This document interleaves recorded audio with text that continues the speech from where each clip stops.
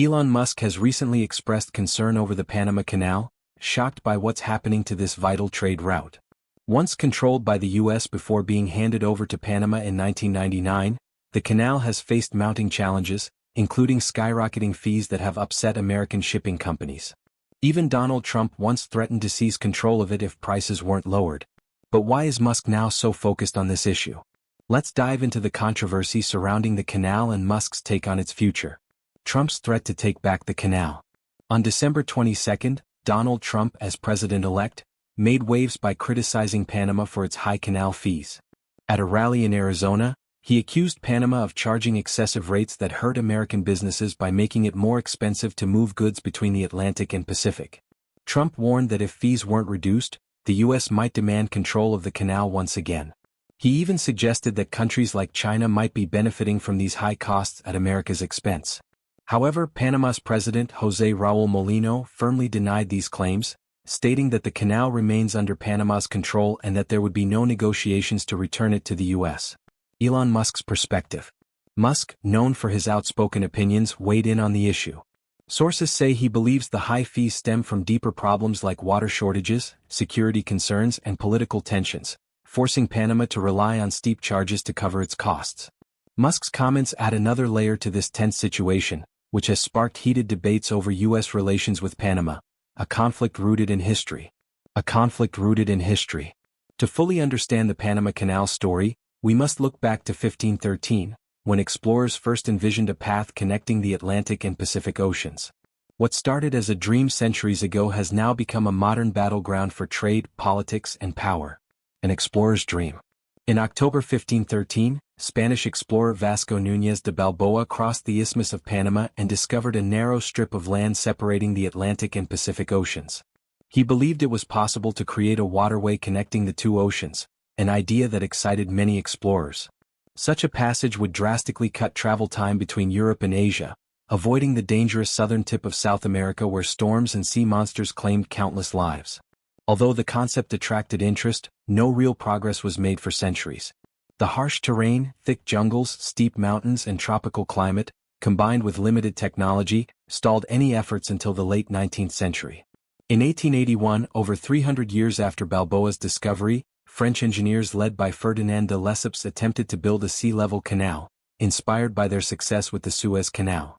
However, the challenges were far greater than anticipated. Workers fell ill from malaria and yellow fever, and the tropical rains caused landslides, making the dense jungle nearly impossible to excavate. Unlike the sandy deserts of Egypt, Panama's uneven, dense landscape pushed costs through the roof. Corruption and mismanagement worsened the situation, and by 1889, the project had lost over 20,000 workers to disease and was abandoned. American intervention. In 1901, U.S. President Theodore Roosevelt revived the project, recognizing its strategic importance for trade and military use. The key challenge was that Panama wasn't yet independent from Colombia. Seizing the opportunity, the U.S. supported Panama's independence in 1903. In return, Panama granted the U.S. control of the canal zone.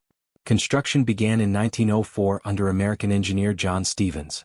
Learning from the French failure, Stevens prioritized worker welfare, focusing on housing, sanitation, and medical care.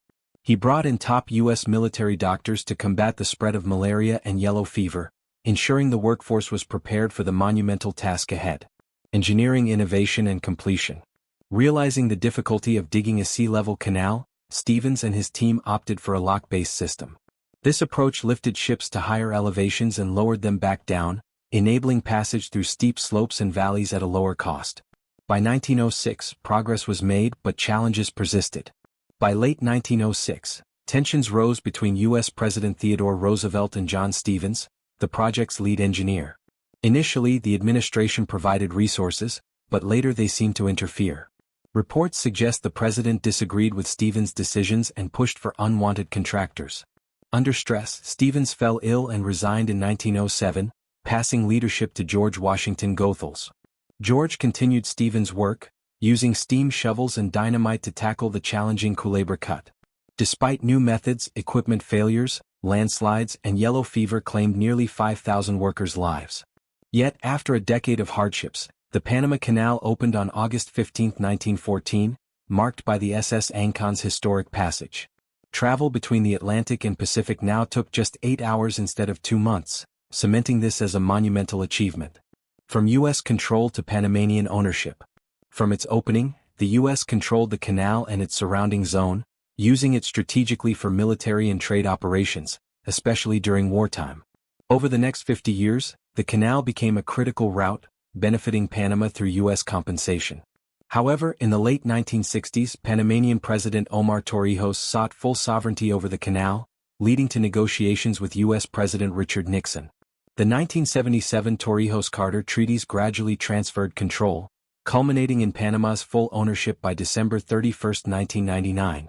Once in control, Panama increased shipping fees, including for major U.S. companies like Maersk and Costco. Despite complaints, Panama justified the hikes as necessary for maintaining and upgrading the canal, ensuring it could handle future demands. Rising costs and ongoing challenges. Shipping companies adjusted to rising fees, but costs kept climbing into the mid-2010s. By then, disputes had escalated, with private negotiations taking place to make tolls more affordable. Despite these efforts, the Panama Canal Authority announced another steep price hike in early 2016, sparking criticism from U.S. shipping companies. The agency explained that the funds were needed to complete their canal expansion project, which was finished later that year. However, prices never returned to pre-expansion levels. By the early 2020s, the hikes continued. In 2023, fees for ships under 65 feet rose by over 10%, with a projected increase of nearly 30% by 2025. Many pointed out that when the U.S. controlled the canal, prices stayed stable for decades until Panama began taking over in the 1970s. This frustration peaked when Donald Trump publicly criticized Panama, threatening to reclaim control if the overcharging persisted. He even accused Panama of favoring China over the U.S. Panama's president, José Raúl Mulino, dismissed Trump's remarks, asserting the nation's sovereign control over the canal and refusing to renegotiate. Elon Musk's take on the future. Heading the Department of Government Efficiency, Musk highlighted significant challenges. Droughts and water shortages, especially since 2019, have made operations tougher. Prolonged dry seasons forced the Panama Canal Authority to conserve water, slowing ship transit and stressing the infrastructure, which increased maintenance costs. The canal also suffered from economic disruptions, particularly during the 2020 pandemic, when global trade slowed dramatically. Even years later, the canal is still recovering, with further toll increases planned to offset losses. With over 20 large ships transporting vital oil and gas daily, concerns about energy security are growing. Droughts, trade disruptions, and geopolitical tensions threaten the canal's future. Musk stated that modernizing the canal is critical, as much of its infrastructure is over a century old.